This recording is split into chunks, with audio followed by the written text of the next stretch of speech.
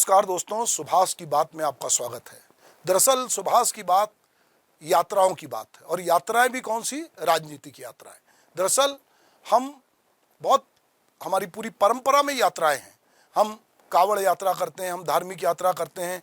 हमारे बहुत सारे लोग, चूँकि हमारे देश में इतने संसाधन भी नहीं थे कि लोग सब हवाई जहाज में बैठ सकें, ट्रेन में बैठ सकें, तो लोग लंबी लंबी दूरी पहले पैरों के माध्यम से तय करते थे। हमने कोरोना में भी देखा कि बहुत सारे लोग जब सारे साधन विहीन हो गए थे तो लोगों ने अपने पैरों पे भरोसा किया और लंबी लंबी यात्राएं की।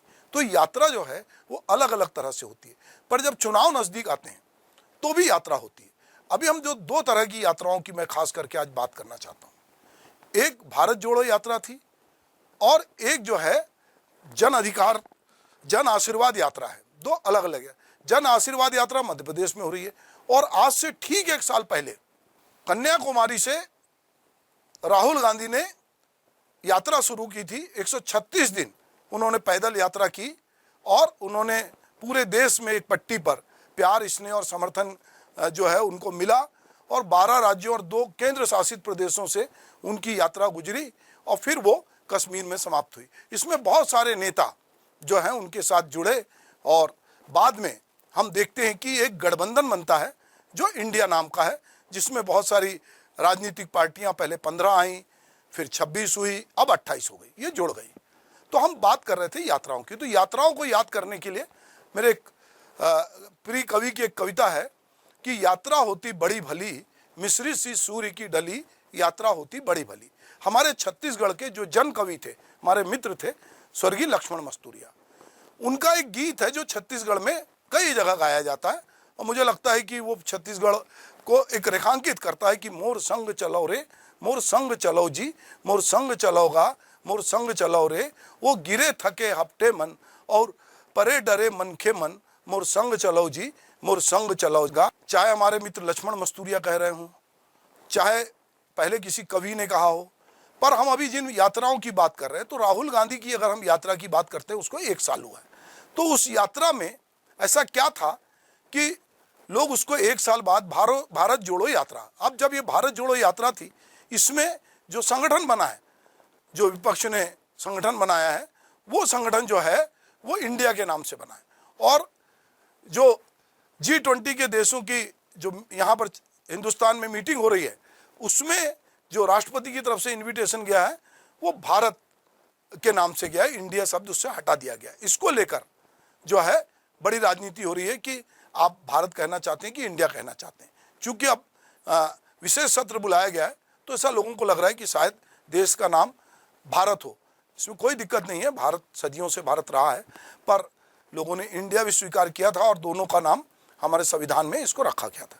बहरहाल राहुल गांधी की जो यात्रा थी, जिसको आज 1 साल हो रहा है, उस यात्रा में बहुत सारे लोग जुड़े और जैसा मैंने कहा कि बाद में एक संगठन, एक विपक्ष एकता का माहौल बना और पटना से उसकी शुरुआत हुई, फिर वो कर्नाटक गया, फिर वो बम्बई में लगातार मीटिंग हो रही है। और इसको लेकर जो विपक्षी एकता को लेकर जो सत्ता पक्ष है वो बहुत बौखलाया हुआ है और नाराज़गी जाहिर कर रहा है, बार बार उन पे कमेंट्स करता है, उनकी छोटे छोटे झगड़ों को भी वो हाईलाइट करता है और कहता है कि ये इनका गठबंधन ज़्यादा दिन नहीं चलेगा, ये परिवारवाद है, ये भ्रष्टाचारी लोग हैं, कई तरह से उनकी आलोचना हो रही।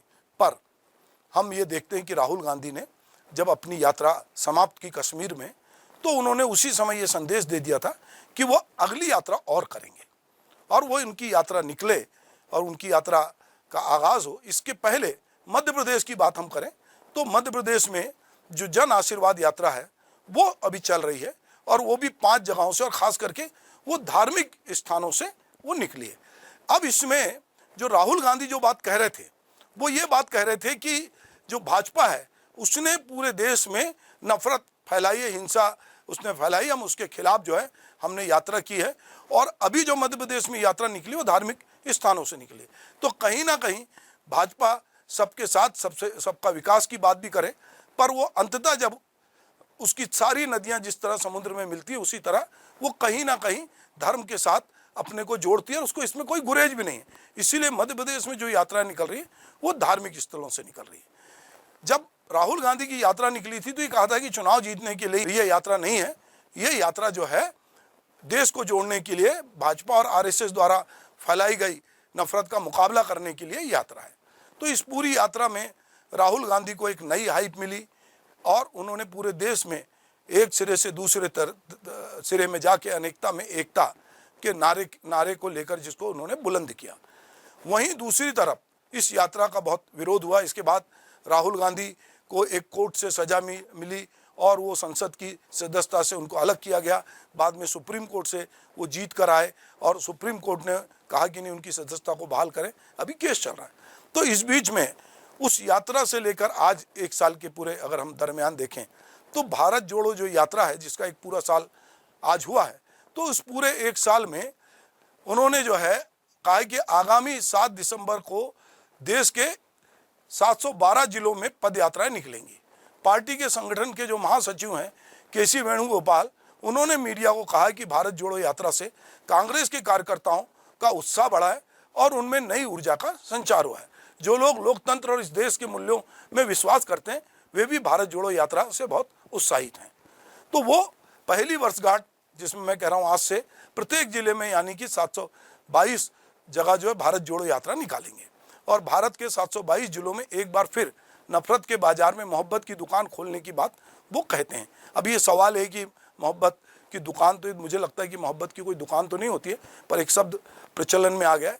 करीब करीब 4000 किलोमीटर की उन्होंने राहुल गांधी ने यात्रा की थी।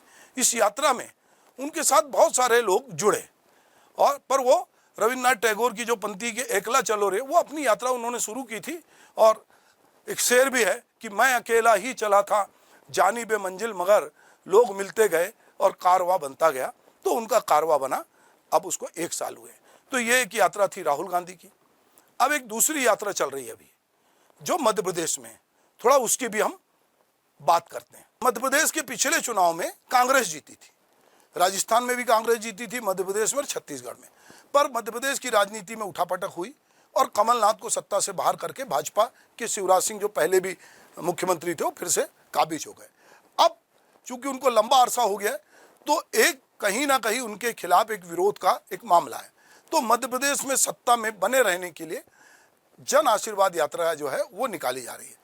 ये यात्रा ऐसी नहीं कोई नई है, भाजपा ने पहले भी इस तरह की यात्रा निकाली थी। 2013 और 2018 में चुनाव के दौरान जन आशीर्वाद यात्रा निकाली जा चुकी है, पर यह यात्रा इस बार 3 सितंबर से शुरू हुई और इसकी बात हम इसलिए कर रहे हैं कि इस यात्रा में कल पत्थरबाजी हो गई और उसको लेकर मध्य प्रदेश के मुख्यमंत्री ने आरोप लगाया है कि ये कांग्रेस का काम है और कुछ लोग कह रहे हैं और मीडिया कह रहा है कि किसी एक प्रोजेक्ट का विरोध करने के लिए ग्रामीणों ने अपना विरोध प्रदर्शन किया था। पर यह यात्रा कहीं ना कहीं अब कांग्रेस और बीजेपी में बढ़ गई है और ये 5 जगह से यात्रा जो है अलग अलग जगह से निकल रही है। इसमें भाजपा के जो बड़े नेता हैं वो इसमें जो है शामिल हो रहे हैं और वो 230 सीटों में से 211 विधानसभा सीटों में पहुंचेंगे और चित्रकूट जो कि एक धार्मिक स्थल है वहां से इस यात्रा की शुरुआत की गई है और इसमें तमाम लोग अमित शाह से लेकर आने वाले दिनों में 25 सितंबर को प्रधानमंत्री नरेंद्र मोदी भी इस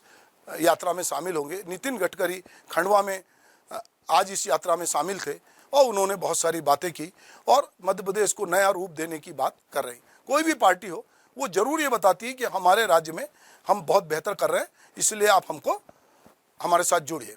इस यात्रा के पीछे क्या बीजेपी का धार्मिक, जाति, क्षेत्रीय समीकरण, ये सारी चीज़ें लोग इसलिए बात कर रहे हैं कि जहाँ जहाँ से ये यात्रा शुरू हो रही है वहाँ पर ये कोशिश की गई है कि उस जाति समुदाय के नेताओं को उसमें जोड़ा जाए जिनका वहाँ प्रभाव है। तो ये यात्रा लगातार चल रही है। चूँकि अभी अटकलें हैं कि ये नवंबर में चुनाव होंगे कि आगे बढ़ेंगे, क्योंकि जो लोकसभा का सत्र बुलाया गया है उसको लेकर भी बहुत सारी बात हो रही है कि एक नेशन एक इलेक्शन, इसको लेकर भी बात चल रही है कि क्या भविष्य में अगर हम चांद पे चले गए, सूर्य के आगे जो परिक्रमा लगा रहे हैं, देश का नाम भी बदल रहे हैं, तो क्या हम एक नेशन एक इलेक्शन, वैसे हमारे देश में इसके पहले भी 3 बार 67 तक एक साथ चुनाव हो चुके हैं, तो कोई नई बात नहीं है। अलग चुनाव होते हैं सुविधा से, क्योंकि अलग अलग राज्य का भौगोलिक क्षेत्रफल, वहाँ की जनसंख्या, वहाँ के राजनीतिक समीकरण अलग अलग हैं, इसलिए चुनाव अलग अलग होते हैं। पर अभी राष्ट्रपति की अध्यक्षता में पहली मीटिंग भी हो चुकी है, इसके लिए कमेटी बनाई गई पूर्व राष्ट्रपति की अध्यक्षता में और रामनाथ कोविंद जी की अध्यक्षता में कमेटी है, उसने बैठक भी कर ली है। तो कहीं ना कहीं ये सारी चीज़ों को देखा जा रहा है कि मध्य प्रदेश में कैसे सत्ता में वापसी हो। इसीलिए मध्य प्रदेश की सरकार में, अच्छा दूसरी बात यह है कि पिछली बार की सरकार में शिवराज सिंह चेहरा थे, इस बार मोदी चेहरा है। इस बार शिवराज सिंह को चेहरा नहीं बनाया गया है और अभी मोदी के नाम पर, अमित शाह के नाम पर चुनाव लड़ा जा रहा है। तो ये बहुत बार जो मध्य प्रदेश से खबरें आती हैं तो लोगों को लगता है कि कहीं ना कहीं ये लंबे समय से शिवराज सिंह जी मुख्यमंत्री रहे, तो हो सकता है कि लोग इनको पसंद ना करें। इसलिए भाजपा ने एक रणनीति के तहत अभी अब चेहरा घोषित नहीं किया, पर हम जितनी सभाओं को देखते हैं, जहाँ कहीं भी देखते हैं, वहाँ प्रमुखता से हमको शिवराज सिंह चौहान जो हैं वो दिखाई देते हैं। तो इस समय ये जो पूरी यात्राओं का दौर चल रहा है और उस यात्रा में मध्य प्रदेश की यात्रा की हम बात करें, अब दूसरा, जैसा कि मैंने कहा कि 1 साल हो गए राहुल गांधी की भारत जोड़ो यात्रा को, तो अब भारत जोड़ो यात्रा है तो आपने इंडिया का नाम कहा कि अब भारत लिखा जाएगा, भारत जोड़ो यात्रा का क्या करेंगे? तो ये भी एक महत्वपूर्ण बात है कि जैसे जैसे चुनाव नज़दीक आ रहे हैं तो बहुत सारी क्रांतिकारी परिवर्तन, क्रांतिकारी घटनाएं हो रही हैं जिसको लोग देख रहे हैं। पर अंततः किसी भी राजनीतिक पार्टी का एजेंडा होता है कि वो किसी भी तरह से जनता का विश्वास हासिल करे और वो चुनाव में जीत हासिल करे। तो ये जो जन विश्वास यात्रा हो रही है, जन आशीर्वाद यात्रा हो रही है, ये कहीं ना कहीं जनता से ये कहा जा रहा है कि हमको आप जिताइए, हम आपके दुख दर्द दूर करेंगे। हमने पहले भी बहुत कोशिश की है और वहाँ पे मध्य प्रदेश की सरकार बार बार जो बहनों को लेकर फोकस कर रही है, पर इधर कांग्रेस जो है वो कह रही है और उसके साथ पूरा इंडिया जिसमें 28 संगठन जुड़ गए हैं, वो भाजपा पे जात पात, धर्म और वैमनस्यता फैलाने का आरोप लगा रही है और वो भी राहुल गांधी की यात्रा के 1 साल पर अपनी यात्रा शुरू करने वाली है।